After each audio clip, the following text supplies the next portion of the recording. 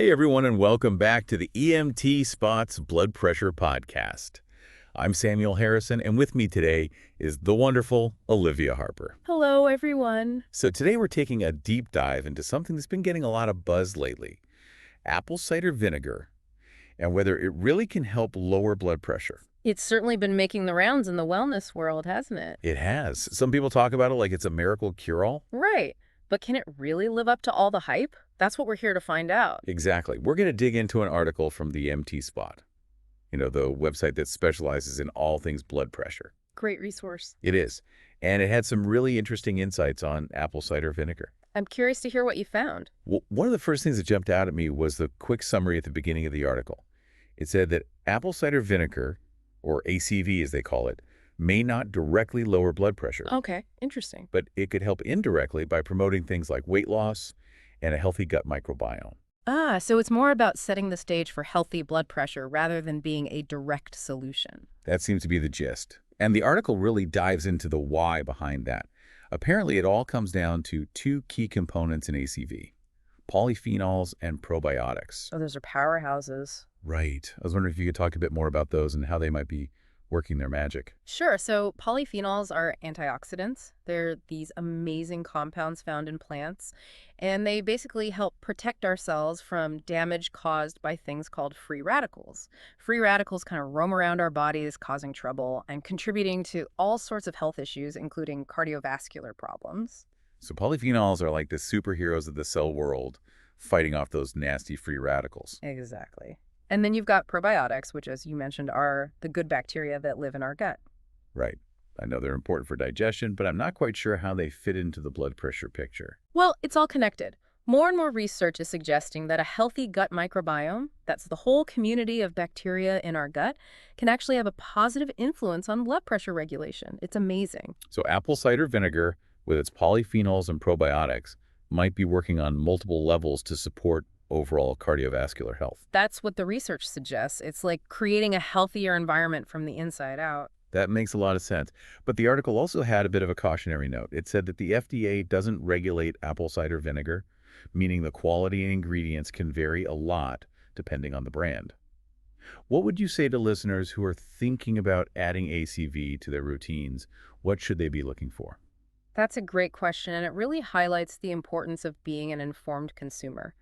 When you're choosing an apple cider vinegar, look for brands that are transparent about where they source their ingredients and how they make their product. So basically, do your research. Exactly. Read labels, carefully look for certifications, and don't be afraid to reach out to companies if you have questions about their practices. Great advice. And I imagine it's especially important for people with existing health conditions to check in with your doctor before adding something new like apple cider vinegar to their regimen. Absolutely. It's always wise to get personalized guidance from a healthcare professional, especially if you're managing any specific health concerns. So let's say someone finds a good quality apple cider vinegar. How should they actually take it? I've heard of people taking shots of it straight, but that doesn't sound very appealing. It's definitely not the most pleasant way to consume it. Undiluted apple cider vinegar can be really harsh on your throat and stomach.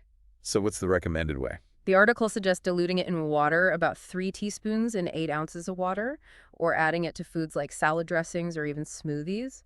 There are also capsules and gummies available if you really can't handle the vinegar taste. Okay, so there are options for every palate. I was going to ask about those alternatives because some people just aren't fans of the taste of vinegar. Exactly. You don't have to force yourself to chug it down if there are other ways to get the potential benefits. Speaking of making it more enjoyable, the article actually included some pretty unique ways to use apple cider vinegar. Oh, really? Like what? Well, they suggested things like sprinkling it on popcorn, adding it to meat or vegetables while cooking, or even whipping up a cayenne pepper tonic. I'm not sure I'm brave enough to try that last one, but the others sound pretty interesting. Some of those are definitely creative. It's great to find ways to make ACV more palatable, but it's still super important to remember that even though those methods might make it taste better, moderation is key. Right, because apple cider vinegar is acidic, and overdoing it can lead to some not so pleasant side effects. Exactly. It's about finding that sweet spot, no pun intended. I see what you did there. So the article mentions some potential downsides like throat and esophagus burns, especially if you're not diluting it properly. And it can also damage tooth enamel over time. Some people even experience digestive issues like heartburn or bloating. Yes, those are all possibilities. And that's why starting slow and listening to your body is so important. If you start experiencing any discomfort, just back off on the amount you're taking or talk to your doctor. It's all about finding what works best for you. So we've talked about how to take it, potential benefits, and some things to watch out for. But what about the timing? Does it matter when you take apple cider vinegar? Is there a best time, morning, noon, or night? That's a great question and one that comes up a lot. The research doesn't seem to indicate any strict rules about scheduling, but the article did mention that a lot of people prefer taking it in the morning. Interesting. Why is that? There's some thought that it might help regulate blood sugar levels and could even give you a bit of an energy boost to start your day. I could see that. But what about people who aren't exactly morning people? Any suggestions for them? Well, if you tend to struggle with sleep, the article suggests trying ACV in the evening. Hmm. The acetic acid in ACV might actually promote relaxation, which could help you fall asleep more easily. That's really interesting. So it seems like apple cider vinegar might offer potential benefits throughout the day. But here's the question I think everyone's wondering. Can apple cider vinegar lower blood pressure immediately? If I take some diluted judge, of course, will my blood pressure magically drop? I wish it were that simple. While some people might notice subtle changes, the scientific evidence seems to suggest that ACV's effects on blood pressure are more gradual. They tend to build up over time. So no instant gratification. Not exactly. But there was a study mentioned in the article that found apple cider vinegar helped to control renin, a hormone that's linked to high blood pressure. Ren, that rings a bell. Yeah. It's involved in blood pressure regulation, right? Absolutely. It's a key player in a pretty complex system in our bodies called the renin-angiotensin-aldosterone system, or RAAS for short. When our blood pressure drops, our kidneys release renin, which sets off a chain reaction that ultimately leads to our blood vessels constricting and our bodies holding onto more sodium. Both of these things can cause blood pressure to rise. Okay, so that's how renin fits into the blood pressure puzzle. But what does apple cider vinegar have to do with it? Well, this study found that ACV might actually help to keep renin levels in check. So by influencing renin levels, apple cider vinegar could indirectly help regulate blood pressure. That's the idea. It's like ACV is helping to fine-tune one of the key players in the blood pressure regulation game. Wow, that's pretty incredible. I never would have guessed that something as simple as apple cider vinegar could have such a complex impact on our bodies. It really is fascinating, isn't it? It shows us that there's still so much we're learning about the connections between what we eat and our overall health. I totally agree. And I think that's a great point to pause for today. We've covered a lot of ground in this first part of our deep dive into apple cider vinegar and its potential impact on blood pressure. We've explored the possible benefits thanks to those powerful polyphenols and probiotics, and we talked about the importance of choosing a quality product and moderating your intake. We also got a glimpse into the fascinating world of renin and how ACV might be playing a role in regulating this key hormone. But there's still so much more to uncover. In part 2, we'll dig deeper into some of the other research mentioned in the article and explore the nuances of ACV's impact on blood pressure.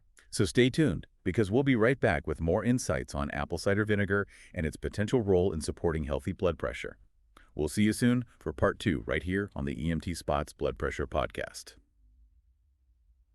Welcome back, everyone. We're continuing our deep dive into the world of apple cider vinegar and its potential impact on blood pressure. That's right. Last time we talked about how ACV might be working on different levels to support heart health thanks to those amazing polyphenols and probiotics. We also cover the importance of choosing a good quality ACV since the FDA doesn't regulate it. And of course, listening to your body and starting slowly is key. Now let's dig a little deeper into some of the research mentioned in the article. Olivia, was there anything that particularly caught your eye? You know what really stood out to me? A study that looked at ACV's effect on blood vessels. It seems like ACV might help to keep blood vessels relaxed. Ah, that makes sense. I remember learning that when blood vessels are constricted, it creates more resistance, which can lead to higher blood pressure. Exactly. Imagine trying to push a ton of water through a tiny pipe. You're going to have some pressure building up. Right. But when blood vessels are relaxed, it allows for easier blood flow, and that can help to reduce pressure. So ACV might be contributing to a more relaxed and open environment for blood to flow through. That's the idea. And you know, this ties back to what we were talking about earlier. Apple cider vinegar isn't a quick fix for high blood pressure. It's more about those subtle changes over time that support overall heart health. Exactly. It's like ACV is working behind the scenes to create a healthier environment for your heart and blood vessels. Makes sense. But it's important to remember that this research is still pretty new, right? We need more studies to really get the full picture of ACV's long-term effects on blood pressure and blood vessels. Absolutely. We don't want to give anyone the impression that ACV is some kind of magical cure for high blood pressure. It's definitely not a replacement for traditional medical treatment or a healthy lifestyle. Not at all. A healthy lifestyle is still the foundation. Things like a balanced diet, regular exercise, managing stress, and working closely with your doctor. Couldn't agree more.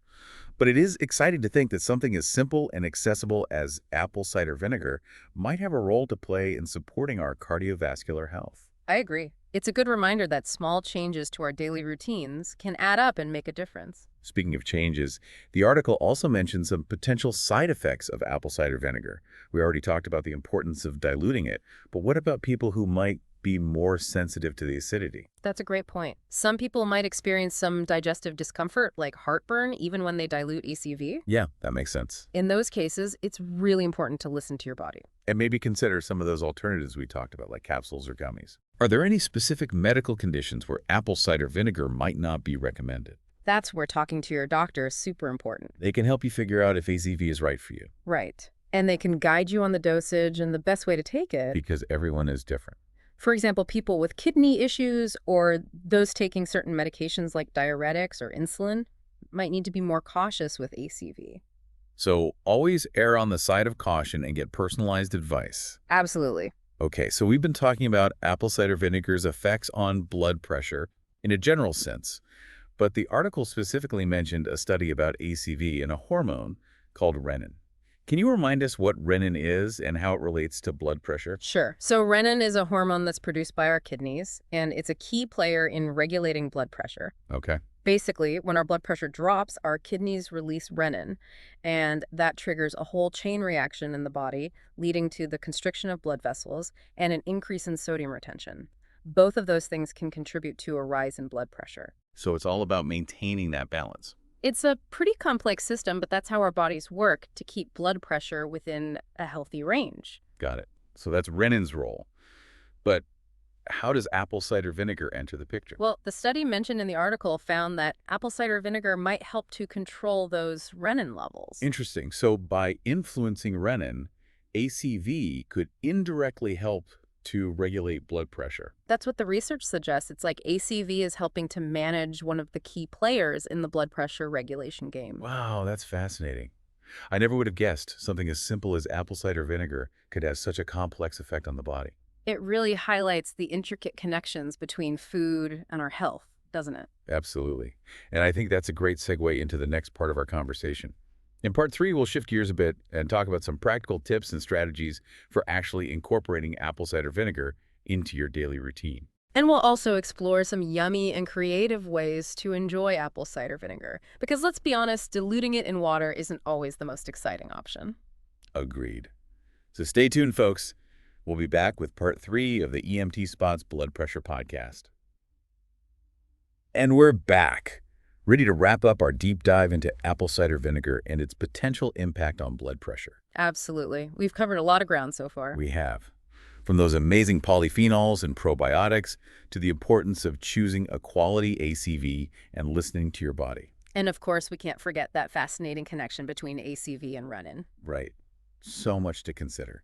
But now let's get practical. If someone's interested in giving apple cider vinegar a try, where should they start? Well, the article we've been discussing has some great tips. Remember to dilute it. Undiluted ACV is pretty intense. Definitely. So how much should someone be taking? A good starting point is about 3 teaspoons of ACV mixed into 8 ounces of water. Okay, 3 teaspoons and 8 ounces. Got it. Yeah. And you can have that all at once or spread it out during the day. Either way, it really depends on your preference. Okay, good to know. And what about the best time of day to take it? You know, there aren't any hard and fast rules about that. Some people like it in the morning for an energy boost. Others find it relaxing in the evening. So it really comes down to personal preference and lifestyle. Exactly. But what if someone just can't stand the taste of apple cider vinegar? Any suggestions for them? Absolutely. Remember those capsules and gummies we talked about earlier? Oh, right. Those could be a good option. They are. It's a convenient way to get the benefits of ACV without the taste. Awesome.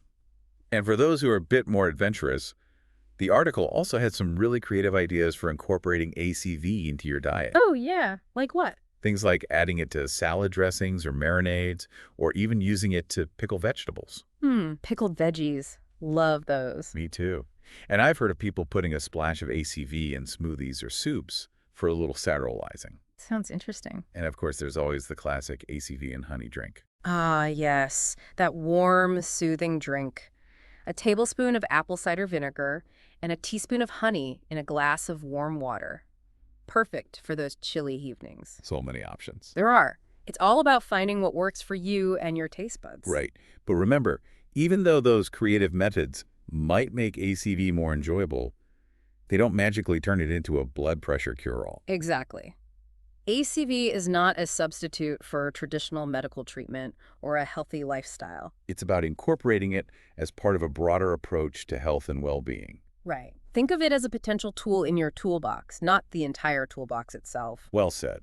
And remember, everyone, your health journey is unique. What works for one person might not work for another. So it's crucial to listen to your body and adjust your approach as needed. And don't hesitate to reach out to your healthcare provider if you have any questions or concerns. Great advice. So as we wrap up this deep dive into apple cider vinegar and blood pressure, what's the key takeaway you want our listeners to remember? Well, I think the most important thing is that while apple cider vinegar holds some promise, it's not a miracle cure. It's about incorporating it mindfully as part of a holistic approach to health and wellness. Absolutely. And I think it's a great reminder that we're always learning and discovering new things about how to support our health. Exactly. So keep those conversations about health going and keep exploring different ways to take care of your amazing body. Couldn't have said it better myself. Well, that brings us to the end of our deep dive into apple cider vinegar and blood pressure. We hope you found this exploration informative and insightful. We sure did. I'm Samuel Harrison. And I'm Olivia Harper. And this has been the EMTSpot's Blood Pressure Podcast. Thanks for joining us. Remember to subscribe, like, comment, and share this episode with anyone who might find it helpful. And until next time, stay curious and stay healthy.